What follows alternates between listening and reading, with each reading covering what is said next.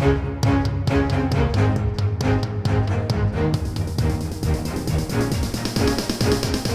is the Washington Times front page for Thursday, August 19th, 2021. Thanks for joining us. I'm George Gerbo.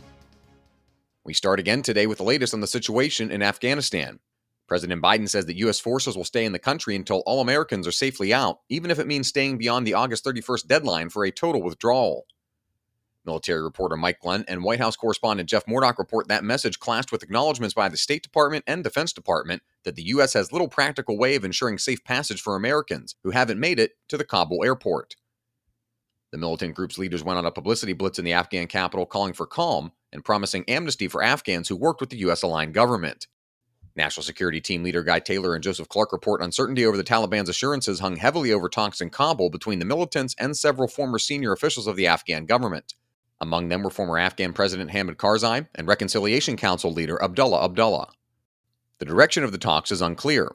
Taliban leaders say the goal is to form an inclusive Islamic government, but the group's leadership and real motivations still remain obscure. Many believe they will return to their fundamentalist rule when they led the country from 1996 until 2001. Mullah Abdul Ghani Baradar is the Taliban's most public figure and viewed by many as Afghanistan's next leader. He fought U.S.-backed forces in Afghanistan after the U.S. invasion in 2001 and reportedly entered failed peace negotiations with former Afghan President Hamid Karzai. He was arrested in Pakistan in 2010 and was imprisoned there until 2018. A reminder that you can find all these stories on WashingtonTimes.com/front page. Don't have access yet? Visit WashingtonTimes.com/George and get 25% off your annual subscription. Staying with Afghanistan, House Democrats will seek answers from top administration officials early next week on the chaotic collapse in the country.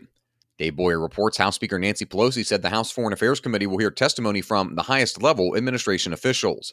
The panel has asked Secretary of State Antony Blinken and Secretary of Defense Lloyd Austin to testify. Questions have swirled among Republican and Democratic members about the situation there since Monday. Texas Congressman Michael McCall, California Congressman Devin Nunes, and Alabama Congressman Mike Rogers, the top Republicans on the House Foreign Affairs, Intelligence, and Armed Services Committees, asserted in a letter to the White House that the disaster that is now unfolding in Afghanistan was avoidable. And finally, on immigration, the Biden administration has announced plans to overhaul and speed up asylum processing to help reduce the backlog of cases among migrants. Stephen Dinan reports under the proposal, the job of deciding asylum claims at the border would shift from immigration judges to Department of Homeland Security staff.